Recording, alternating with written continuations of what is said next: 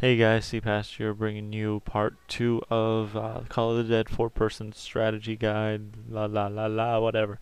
Alright, um, start with this option 2, second option, the boat, the MP40 Juggernog, that's where we are. I told you, I skipped round 6, but whatever. I told you to get the MP40, and I told you to get the Juggernog. And what do you do next? Alright, it's round 6 or 7. You still haven't hit the box. You have Juggernog, MP40. What next? Alright, well, I think you need to do two things. One, if you think it's a game where people are going to fall a lot, you need to pick up Quick Revive. It's 1,500 points. It's pretty cheap. It's like 1.5 box hits. Get over it. Get it, and you will be happy because when your teammates go down, you can actually get them up. Now, if everyone's not going down, you don't need to get it yet, but you will eventually. As for the second thing you need to do is rack up points.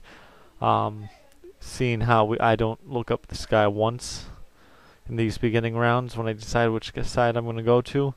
Now is the time to start looking for where the box is, figuring out how many points it will take, get there, and save those points up.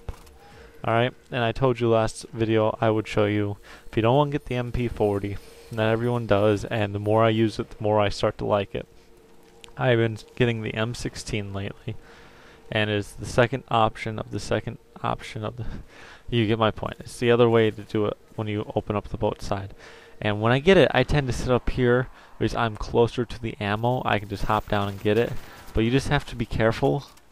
Especially only if you have the lighthouse side open, that the flinger will fling you if you stay on that too long. So I camp up there with my M16, and then when I need, jump down. So pretty much the same thing as with the MP40. Rack up points, get the quick revive. You'll see in this scenario I don't get quick revive because I'm playing with people who haven't really gone down yet, so it's not really needed. I don't think they'll fall, so I'm safe. So it's just gonna be me racking up points. Now instead of stealing everyone's points here with the death machine, it's only round 8, so I know they can handle the zombies. So I'm gonna come over here and light George up with this death machine and give them an opportunity to rack up some points with the insta kill and the 3 players and me on George idea. So that's just a nice thing to do. Things like that you have to keep in mind, and when it's insta-kill, try not to stat or shoot too many. I try to shoot when people are in clusters and stab single people. I don't try to run around and shoot people before other people has the chance to stab them. But you see here, after I said I'm not going to get quick revive because no one's going down, somebody goes down. But luckily, it's easy to get him up, so I'm not going to worry about it. I guess I already hit the box once in this scenario, but from 5 to 10. By round 10, you need to have either a gun off the wall and a good gun, or 2 good guns. That is the ideal to get by round 10, whether if you open the MP40 or the Juggernog. One more thing, I'm going to try to show you all the little circles I'd like to run. I showed you how I like to sit up on top of the first boat with the M16. I also I run this circle pretty much all game long. You have to jump around quite a bit, but this circle is pretty nice. It's pretty fast paced, especially if George is around here. It's almost impossible.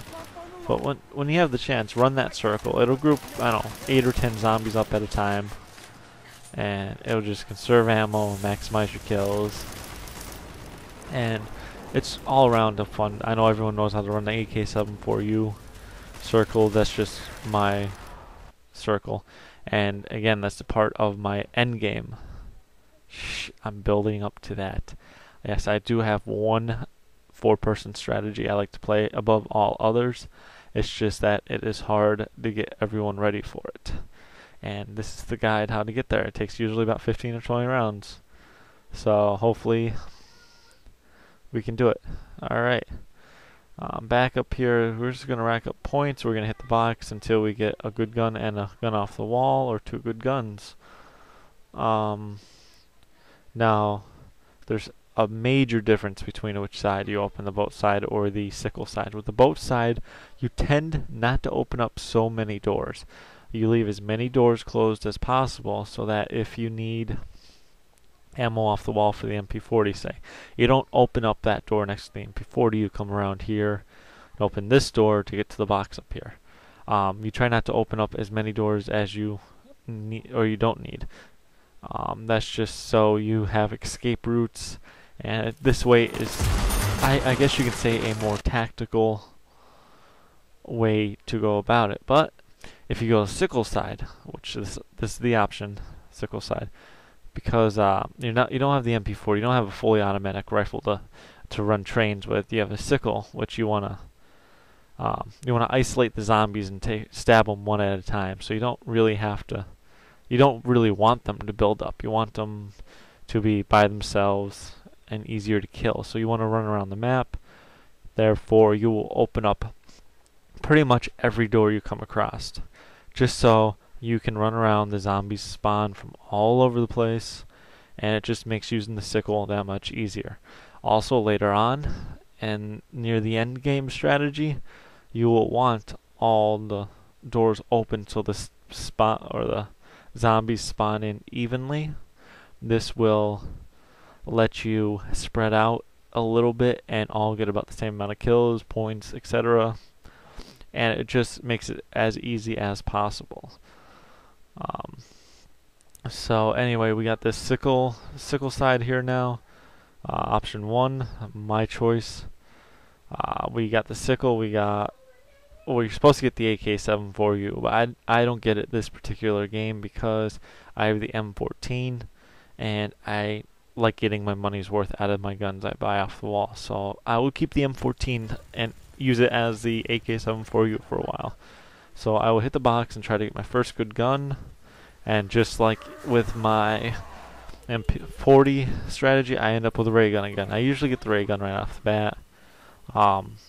That usually comes in part because I open a lot of doors. I don't touch the box until, late rounds, like 8, 9, 10. I just feel like as long as you're not the front runner, like if you're in second place and open up all the doors, that's probably your best chance of getting a ray gun. Don't ask me why. Just my observation. Blah blah blah. I can't talk. Just what I see. What else can I see here? With this side, just because after we're on round 9, so next round will be round 10, the sickle will not be one knife kill. Does not mean you need to stop using it. If you continue to run around the whole map, and you can put, like, especially I have the Python, put one bullet and then stab them.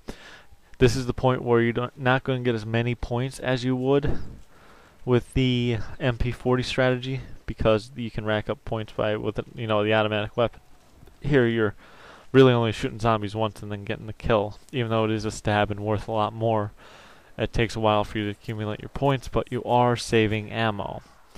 So with that in mind, I'm going to want an automatic weapon. And for those of you who know me, have watched, say, my Ascension videos, you know my favorite combination is the HK-21 and the ray gun, which I do end up getting very shortly, and I feel invincible with those two guns and Juggernog, and it's always fun to play games with those two guns. Yeah, the Scavenger though, I haven't got the Scavenger in a while. The Scavenger would be the best gun you can get. If you're not good with it, it's probably because you don't fully understand how to use it.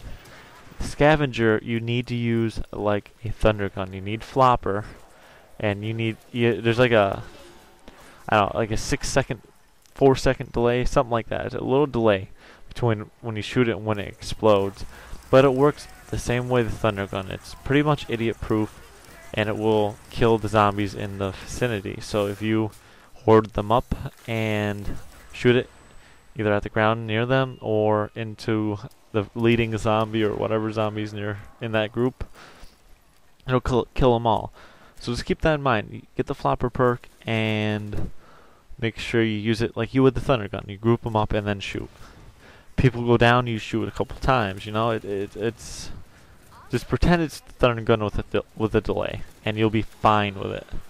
So anyway, I said I get the HK21. I also get it during a fire sale. Fuck yeah, a 10-point HK. You cannot go wrong with that.